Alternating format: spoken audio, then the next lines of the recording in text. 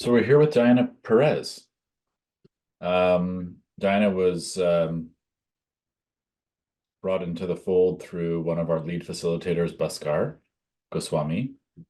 You and I had a chance to briefly talk, I think it was last week, just to kind of get to know each other a little bit. Part of this process for us is to kind of get a feel for and give others a feel for who's going on this wilding adventure we call growing through what you.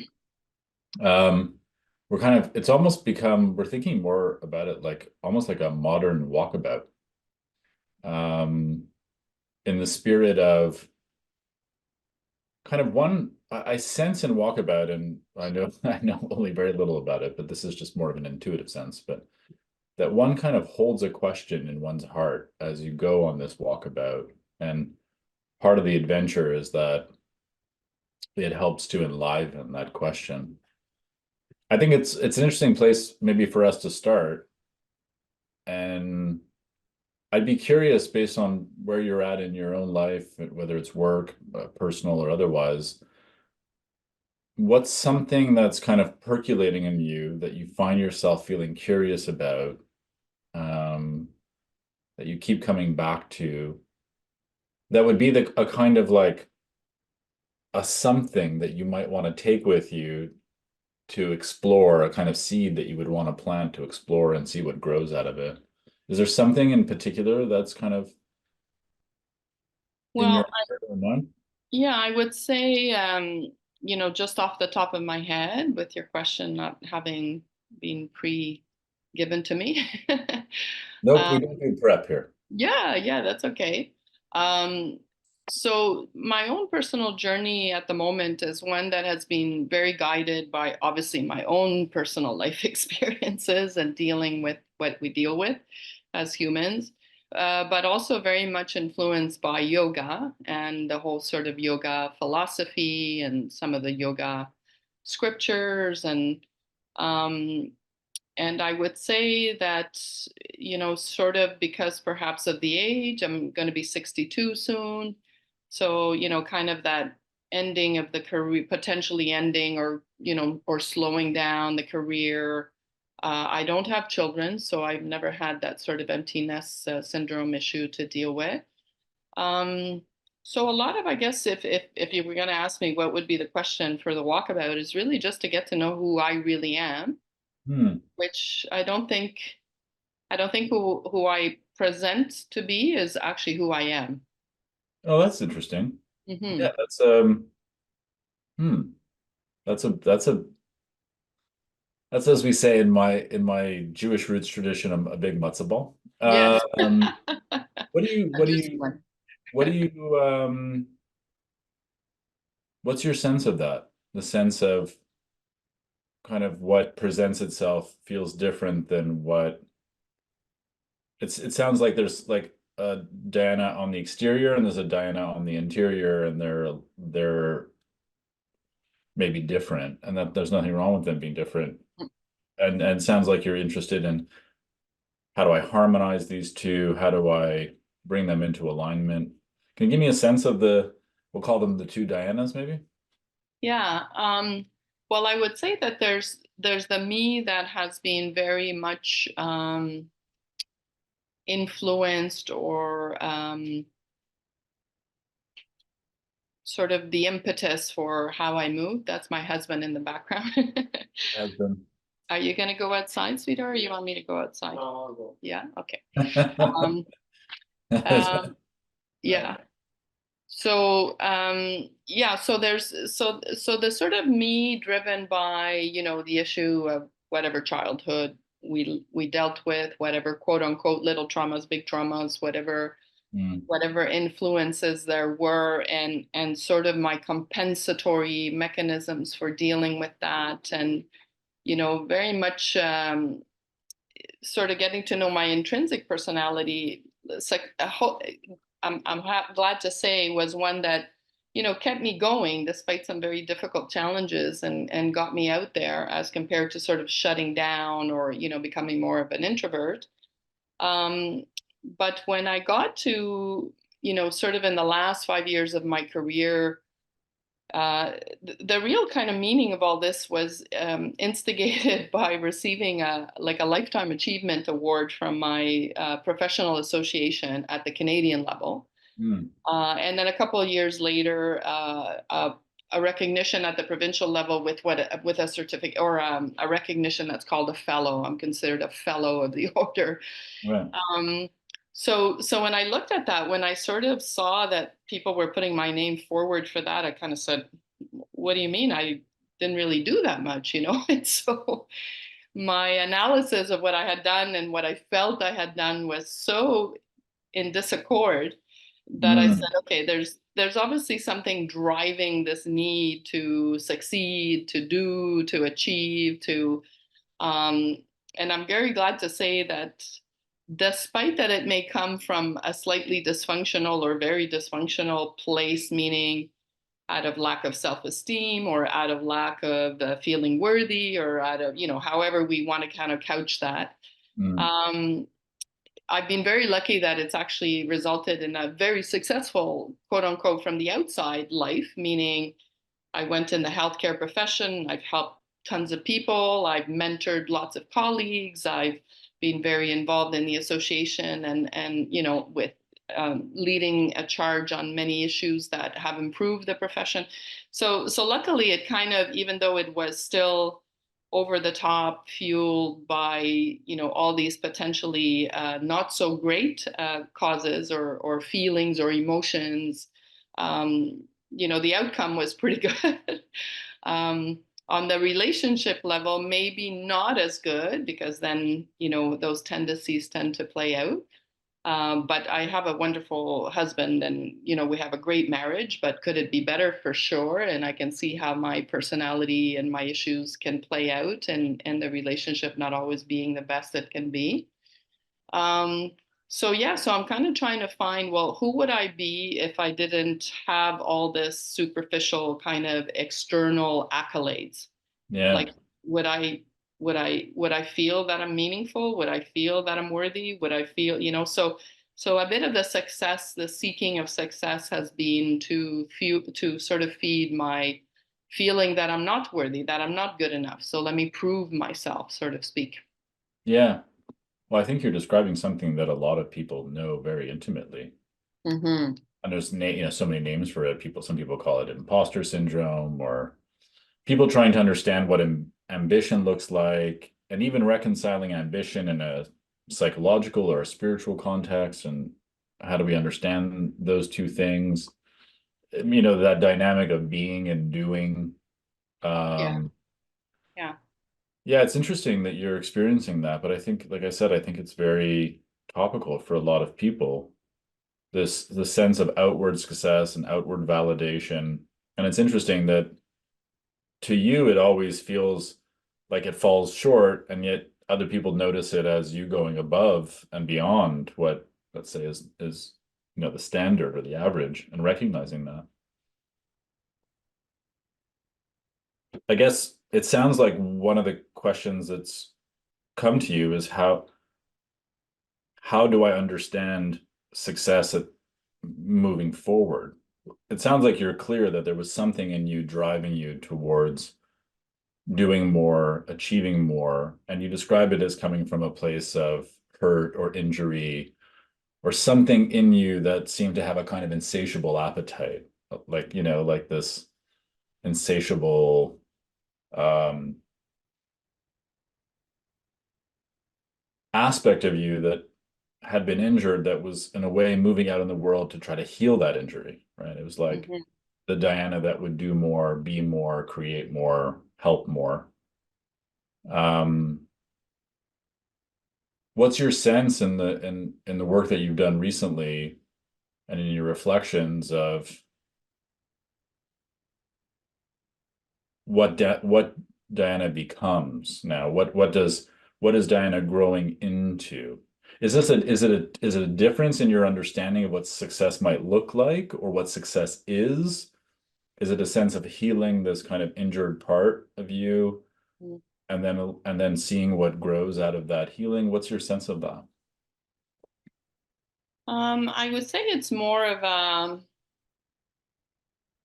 trying to find the aspects of me or to acknowledge the aspects of me that are worthy without the need to continuously do stuff in some ways in the limelight, because my physiotherapy career has in many instances been kind of in the limelight because I worked in pro sport and Olympic sport and worked Mm, with many, gold medalists and all that, so I was kind of catapulted to an international level of people knowing who I was as a physio because I had worked with these very successful athletes.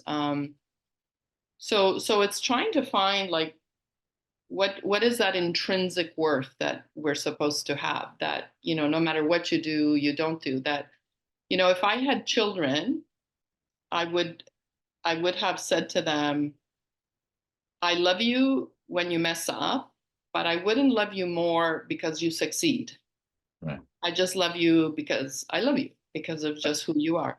right. So I'm kind of trying to do that to myself, trying to figure out, what are those things that are valuable, that are intrinsic, and I guess meaning. It's sort of a sense of wanting to reconnect with, God or universe or whatever, however you want to couch that, phrase that. Hmm. So to sort of really to really be connected to that sense that I'm not this little me. Like this Yeah, little me is in this vastness that, in theory, people say when you tap into that, it's just this intrinsic sense of love for yourself, love for others. It's, kind of so trying to remember or trying to expand from being me to being much more global conscious, yeah, which is yeah, part of the yoga tradition as well, right? That we right. talk. Yeah, I had this image like if Diana fell in the forest and there was no one there to hear her, would she make a sound? Right. Yeah. Um, which is an interesting question because you said if you remove all of these external variables, these things that notice you or see you, um, how does one begin to understand a sense that they still matter in the world, right? Hmm.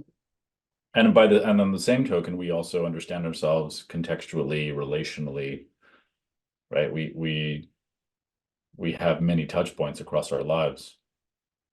And I feel what you're saying in this relationship between kind of like the me, this micro version of Diana, or this I that is swirling with past hurts, stories, expectations, a set of narratives.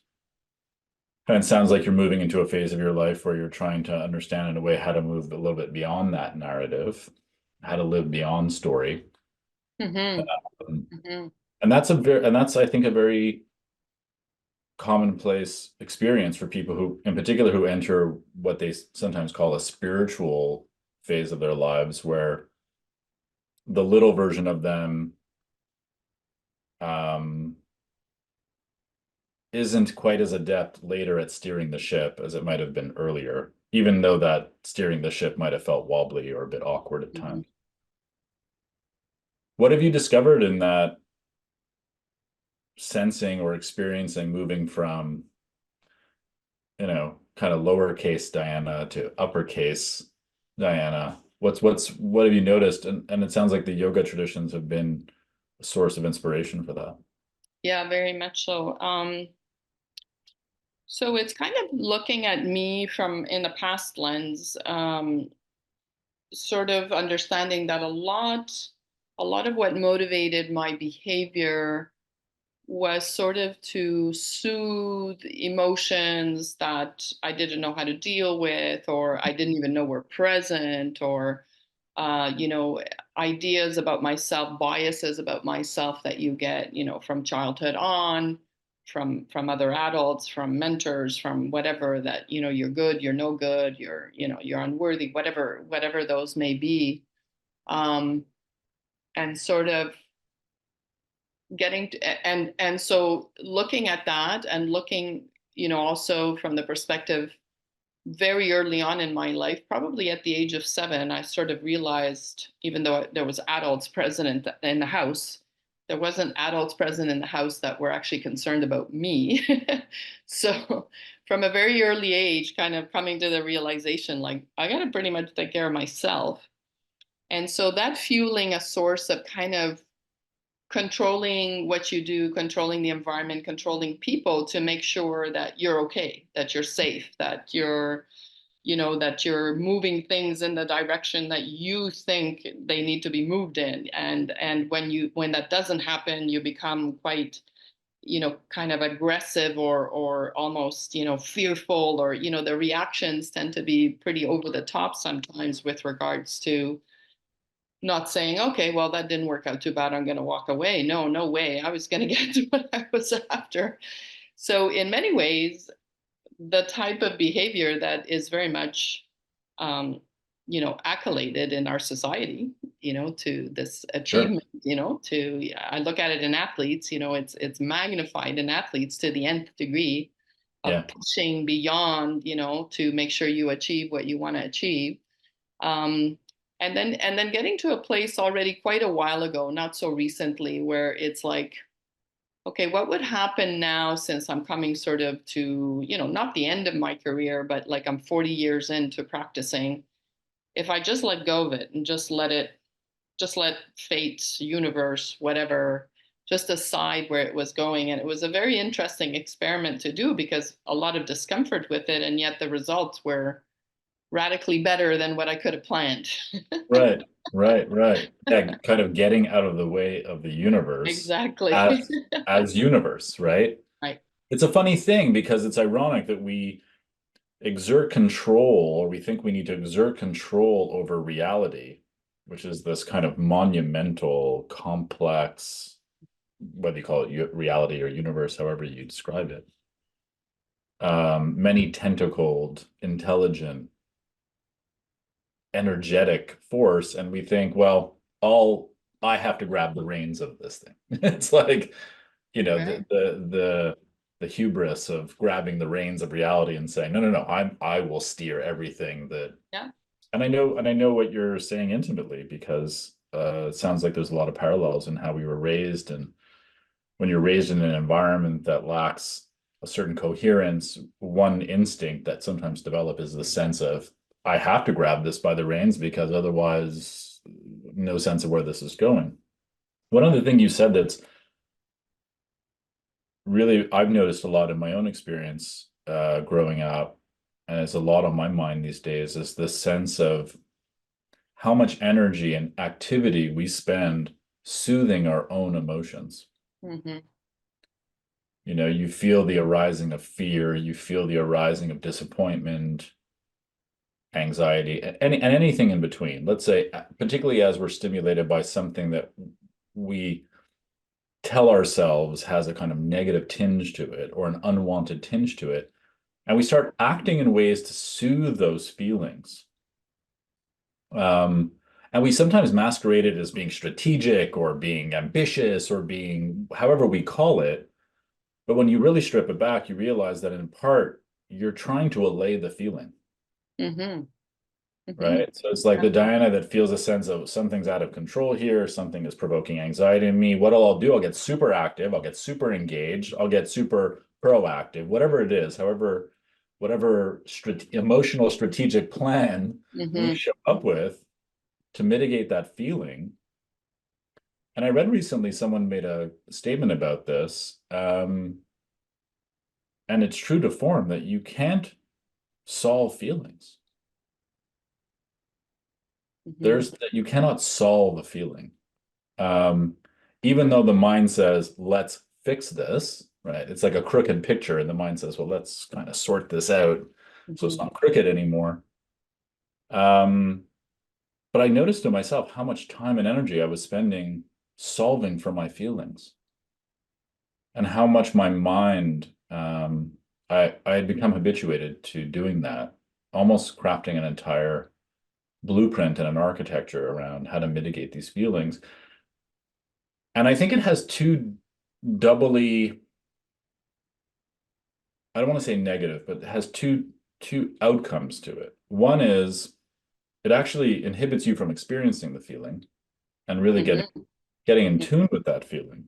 Mm-hmm. Um, and then the second one is that it inhibits your freedom because you're no longer in a decisive creative space, you're in a reactive habitual space. Mm-hmm. And to your earlier point, you're playing out the routine that is a Diana or is a Mark, or whomever else is listening to this. They know the sense of, oh, when that X happens, I go into Mark mode or I go into this mode. Mm-hmm. Um, and what used to feel like holding the reins, you start to realize is that the reins have the hold on you. It's like you're not riding the horse is riding you, actually. Um, it sounds like you're noticing that Mm-hmm. what used to feel like an ordering now feels almost like a kind of disordering. Like the things are backwards, actually. I was ahead of it. Now I'm actually feel more like I'm not really ahead of it. It's a bit ahead of me. Yeah, the real kind of starting to understand that for me came through during COVID. I really started to delve into the mindfulness practices. I did courses with Tara Brach and Jack Mm, Kornfield, and so sort of coming to the recognition that it's okay to feel the myriad of what we feel. It's not a big deal. It's yeah. part of the human experience. And now I'm actually deep diving into all the research on actual happiness. So I'm reading this fabulous book. I'm going to get it in a minute to show it to you. Sure. And so, coming to the understanding that happiness is not the absence of unhappiness, that they're just different things. This fellow who writes this book with Oprah Winfrey, as it turns out, but he's a Harvard professor. He teaches in the School of Finance at Harvard. Okay. It's in the Masters of Mm, Economics and Finance. But mm. the course he teaches is called Happiness, and in actual fact, the course is routinely always sold out, always with a wait list. It's Are you one of the most. thinking of, is this Robert Keegan? No, let me get the book. I'll show it to you. Okay, yeah. Well, we just did a plug for Robert Keegan. Also a great thinker. This fellow is Arthur Brooks, who became very, very well known recently because of stuff that he does in uh, Mm, in on on YouTube. He's being interviewed all over the place internationally, but yeah. he also wrote a column in the Atlantic newspaper. And really, what happened is he was in his 50s and CEO of one of the most prominent think tanks in Washington. And kind of his life was at crisis. Like he was realizing, like, I'm not happy. Mm, So being a PhD scientist in the area of, I'm not sure what his actual, it's not psychology, it's more behavior mhm, studies. He decided, his wife said to him, why don't you actually put your scientific cap on and study happiness and see what it's all about. So mm. it's interesting because this book that he's written, literally is kind of like, those books for dummies for whatever, Right, dummies for what this. I mean, right. this is the dummies book for how do you live life. It's so simple, but actually Mm, so pointed. mm. Um, so it's really interesting to kind of look at all that. But back to the conversation you were saying. So our tendency to not want to feel things and to think that when we feel something negative, something's wrong. Yeah, It's so through the yoga therapy lens, I've learned that, the central nervous system can be preset in certain ways, that when you have certain emotions, those are it's just information. But yeah, if your nervous system is preset to expect fear or expect whatever, trauma or whatever emotional havoc that wreaked in your life from past experience, then you're going to really be uncomfortable with that yeah, emotion. yeah, So the ticket to life really is to learn to deal with your emotions and not yeah. make it bigger. It's he talks about kind of like the turkey in the oven and then the smell of the turkey, Mm. in the oven. So the smell of the turkey, which he akins to the feeling of happiness, is not happiness. Mm. It's a symptom or it's a sign of the turkey, which is the happiness Right. part. Anyway, yeah, it's really a fabulous book. It's a very easy read too. It's not one of like these super heavy. It's kind of Yeah. like you read it and it's like, yeah, I knew that. I kind of knew that, and I kind of knew that, and so I think all of yeah, I sense that all emotions have that same quality, that they're kind of sensorial information. Um, and then of course the difficulty of them is that we layer story on top of them. correct. It's your interpretation. Even pain, Mark. So it Mm. turns out after 40 years of being in the profession of physio, we learned all the Melzek theory of pain, whatever. So it turns out we don't actually even have pain perceptors. We Mm. don't actually have receptors in the body that read pain. So we have sensation, we have touch, we have pressure, we have temperature, we have chemical change in the body, and then your brain takes all that and decides whether to make it pain or not pain. Right. So it's just so fascinating how the brain is Yeah. kind of the filter of what you do with the information, including your emotions. Because in Yeah. yoga, they talk about the mind being the sixth sensory organ. Yeah. Yeah, that's this kind of codification process. And then we live inside of the code. Um, I was talking to another participant recently. We kind of fell upon the matrix analogy. Like, you start living inside of the matrix and you're not living inside of or in within the experience or in reality. Um, so, for people listening, they can probably notice this. They're in a situation, a specific context, something gets awakened in them, a sensation, which they might call fear or call anxiety or call disappointment or call grief, whatever it is. And very quickly it starts to unwind into a very full narrative. Mm, Um, and it's hard to sometimes intuit that as we speak it because it's almost unspeakable because it's happening lightning fast, right? For most mhm, people, it's happening incredibly fast. The reaction is so quick. To your point, it's coded into this nervous system, which is designed for a kind of protectionism, is designed for a kind of reactivity, like seeking homeostatic balance. And it starts to really unfold very, very quickly. And of course, as we know, the benefit of mindfulness in part is also to slow down this process mhm, through mhm, noticing. But what's interesting is as you start to notice more, you start to deal really more with the raw data. you know we think we're really good at we talk about data. It's like, mhm, what about the raw data? Because the raw data is sensation, everything else is story. So we sometimes think we're very adept at being in tune with reality. People will tell you, oh, look, I make decisions, they're clear, they're this, they're that. And oftentimes they're not really being informed or experienced through the raw data. They're being experienced through habit, through a codified interpretation of that data, right? Through a routine of sorts that grows out of that. Yeah, so it's an interesting question. Is like, what's the experience like of being in the world with story stripped away and mhm, being in tune with things how they are, rather than how we interpret, judge, assess, project onto,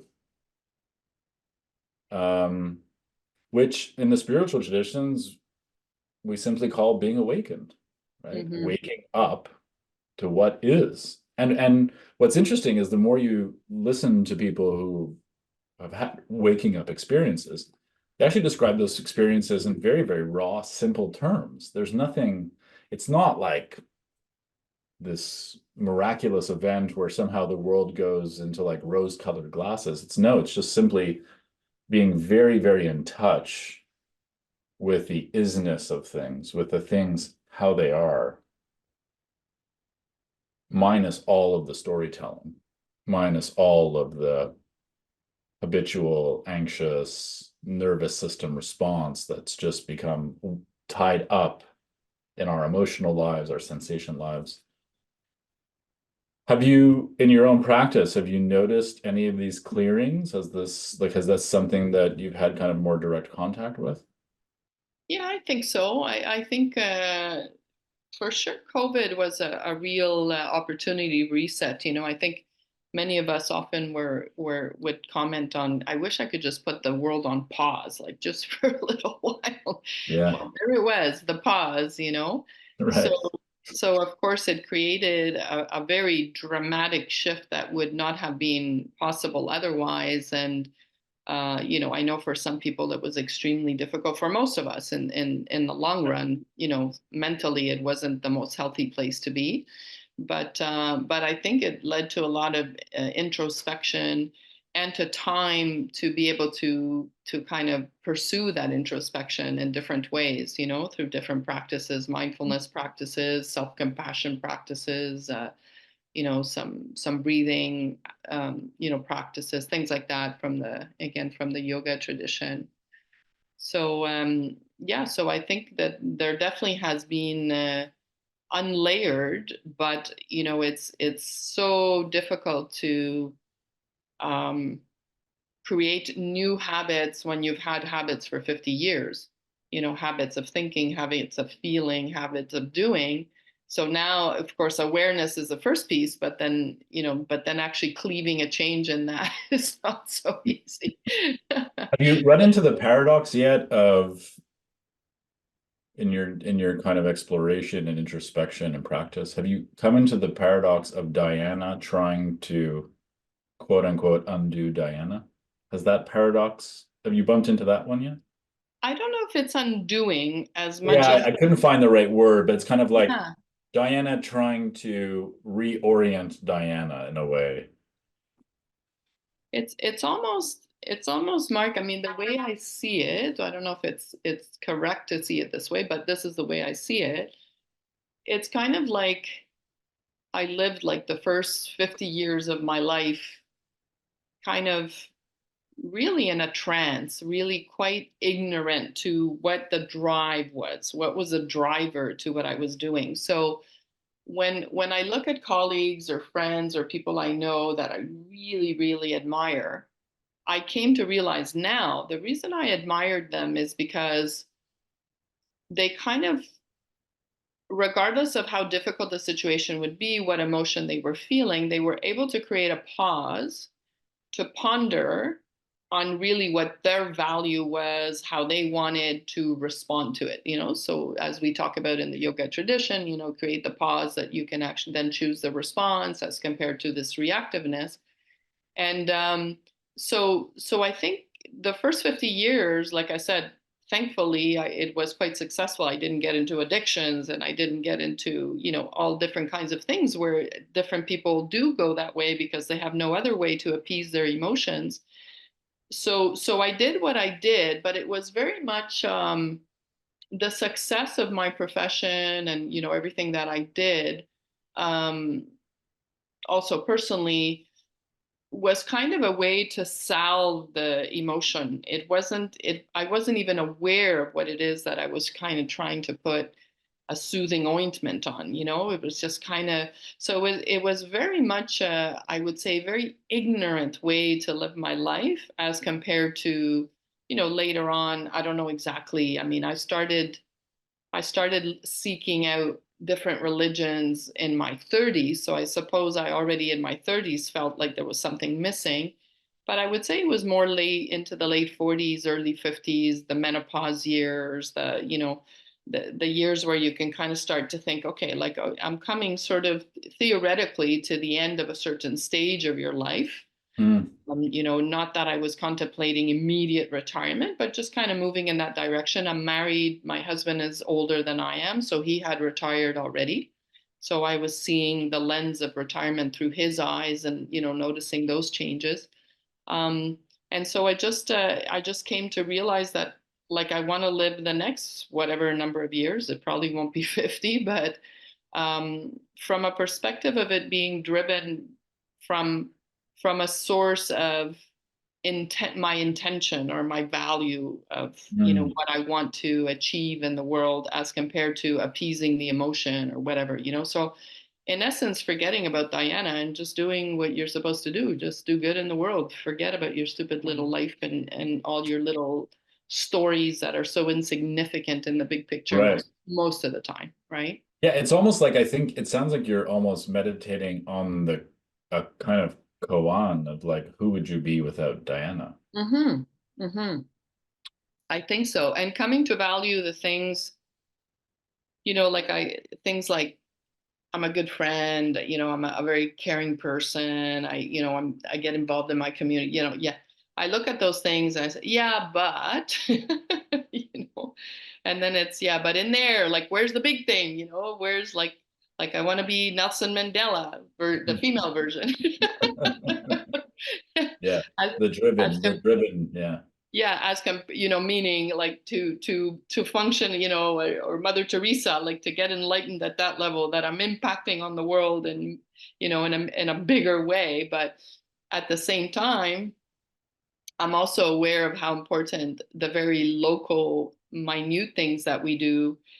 For example, I don't watch the news anymore and people always ask, well, why not? Like because there's nothing I can do to change whatever, excuse the expression, bullshit we're being given. Because is it really accurate? Is it really true? Is it really, Yeah. the whole version or all the versions? And the answer is no. But so I tell my friends, if there's some news, some major thing that's happening in the world that you think I can contribute in some way, then Let let me me know. But other than that, what Yeah. I'm doing is I'm focusing my time and energy to be more involved in my community, to do Mm, more in my community, to take care of my neighbor, take care of the little old lady that I know whose husband has died. So I bring food, or take her to a doctor's appointment, or, attend, a function, a community thing, to whatever, for, to fundraise. And so so it's interesting because, part of me wants to be like, the big show woman. And yet mm, me is very happy to just do the little local things that nobody may even know about. So, yeah. so you see, this is the two Dianas. Yeah, I've noticed it in myself as well. There's something about the importance, the virtue of modesty that becomes a hallmark of a certain kind of maturation. I think of like what Piglet was to Pooh, There's that lovely book, The Day of Piglet, The Virtue of the Small. Um, how can something be so small but be so big at the same time? You see this quality even in people like, these huge figures like the Dalai Lama. I mean, this is Right. not a showboat. This is a very modest, soft-spoken, deliberate man who feels 100% approachable. This is a person that you want to get to know. You feel a sense of intimacy with, fully accessible. Um, and it grows from that modesty because that modesty reflects a quality of open-heartedness because he's not in the way of himself. And you feel that. Mm-hmm. You Mm-hmm. don't feel there's a Dalai Lama there. It's a name of honor, but it's not a name of identification. Um, and so in that modesty, there's spaciousness, and that's a wonderful thing. And I notice all of the most whom I would consider the most mature spiritual practitioners similarly share that quality. Um, there's also a sense, I think, in them, and having had a public audience with the Dalai Lama in my early 20s, of this kind of like they kind of get the cosmic joke. And and in that there's a playfulness and an openness, a freedom of movement that the rest of us in many ways through our moment to moment experience, like everything feels serious. Mm-hmm. The contractor didn't do that. My husband wants this. The client didn't, show up. Everything is serious. Everything has a certain level of gravity to it, more or less, but some level of gravity. Um, And there's something in that maturation process, in that humbling cosmic joke process, where there's a quality of none of this is all that serious. Mm-hmm. In the grand scheme of this cosmic reality, this is not that serious. And I notice that in some people who are transitioning at a certain stage of their life where they start to tune into that cosmic joke, and they feel this wantingness to move towards more lightheartedness, like as you described. Mm-hmm. I can be bigger in a way by being smaller, by moving, getting Diana out of her own way, of these very past informed objectives of who she has to become and who she has to be, which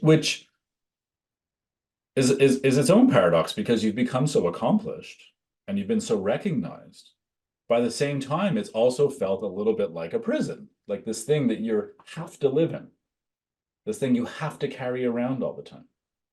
It's like a moniker that's kind of like, you know, it's Mm-hmm. like a scarlet letter that's written on your head that you're supposed to walk around with. And it sounds like you're in a stage where you kind of want to shed that. It's like you're ready to shed that skin and to open.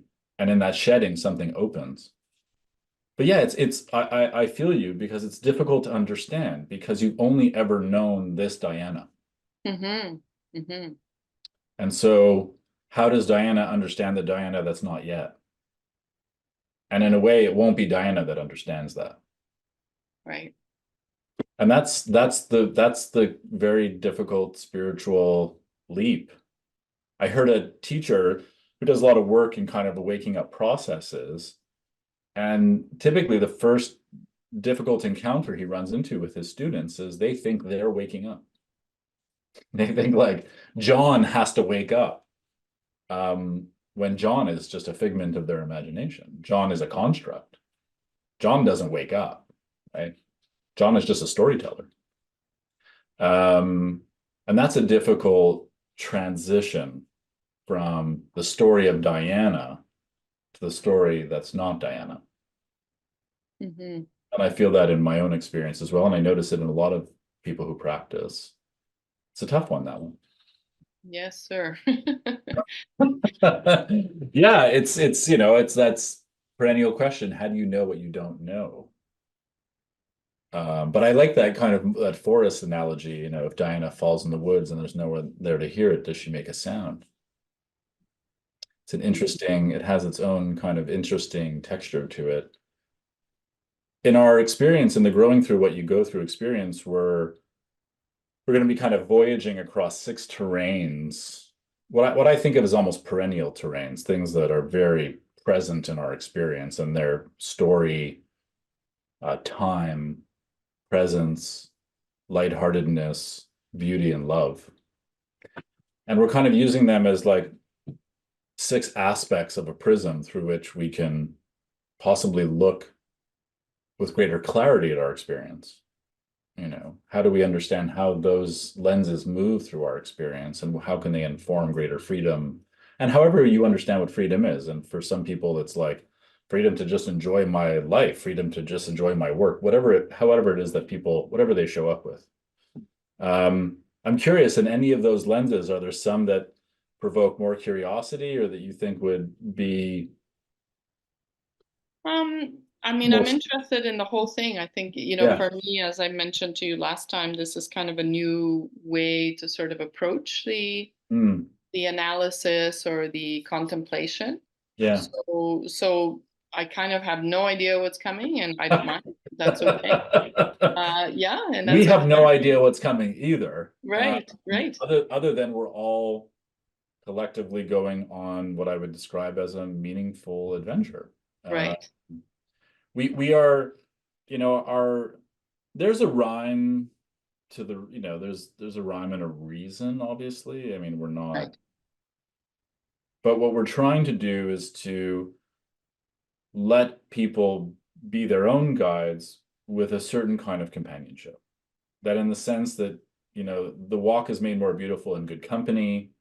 And sure, there's going to be facilitation and a certain amount of framing. But ultimately, we want people to feel like they can cultivate their own intrinsic wisdom through this process. which ultimately makes them much more self-reliant. And I Hmm. don't mean that in any kind of selfish way, but just to trust themselves, that they have this natural wisdom in them, that their pain is a kind of wisdom, their joy is a kind of wisdom, and how to tap into that. So, and we've found doing this kind of inquiry work, this exploratory experiential work, is incredibly powerful for people. And in many ways, it's different than instructional work. It's different than conventional training or learning where you learn a process or a methodology, and that's important too. But we're kind of more venturing into the side of what if we dropped all of the pretense? What if we dropped the specific expectation, the specific objectives, and allowed ourselves to look at the world through these lenses with a very open heart? What would we find in that process? And I'd say this is particularly salient for people who are going through a transition, who want to expand the canvas and who feel the sense that the current canvas is maybe a little too small and want to grow that. And that sounds a lot like something you're experiencing. Hmm. Yeah, the way you're framing it is interesting because I hadn't always thought about it from those perspectives.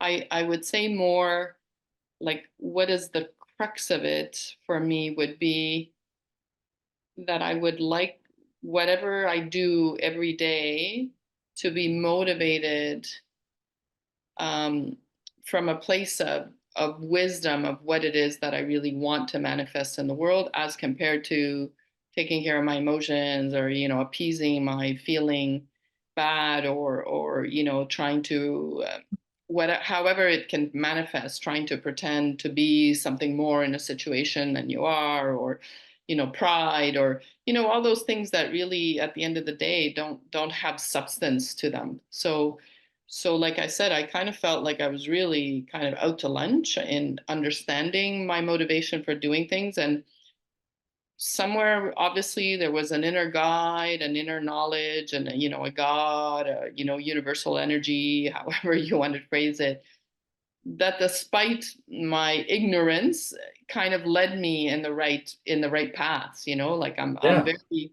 I'm very grateful that my life ended up being okay, considering what I came from. And when I look at what my poor brothers ended up with as life circumstances because of what we lived as childhood, Mm. I kind of did okay. I kind of Yeah. luckily did okay Yeah. for whatever the reason. So now it's more just to be able to make decisions and behave in a way that is really fueled by the right source rather than an ignorant source of whatever appeasing Yeah. emotions.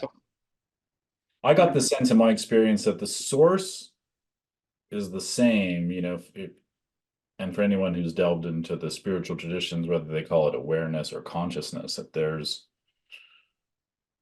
this kind of like ever-present source, this kind of unified source. And what happens is we run it through a sieve that we call ourselves or me or the story. Um, and what would it feel like if we stopped running it through a sieve? What would it feel like if we stopped forcing? It's like when you take water and you force it into a hose, it creates pressure. Mm-hmm. What would it feel like to just open the valve and to let the water flow? I've always had a sense that there's something flowing through me. Mm-hmm. I've also noticed that I'm quite adept at, channeling it in like forcing Right. it into certain ways of expressing itself.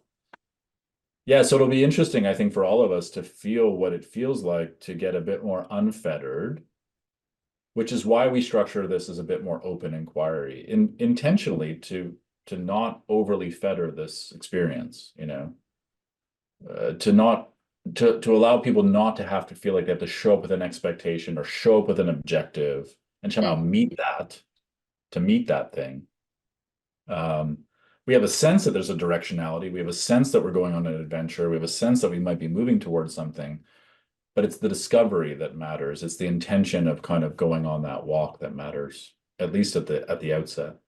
I'm looking forward to seeing you there. I'll be there, and my sense is we're going to be surrounded by a lot of very enthusiastic people who want to go in through this process.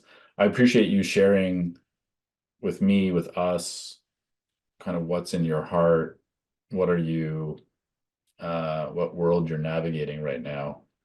And I get the feeling that a lot of people listening will deeply connect with what you're talking about and trying to understand how to move into a new aspect of one's experience, and at the same time kind of releasing the hold that the past or some other understanding of yourself has on you. And that can be challenging. Mm-hmm. So thank you for that. You're welcome. My pleasure. Cool. Thank you.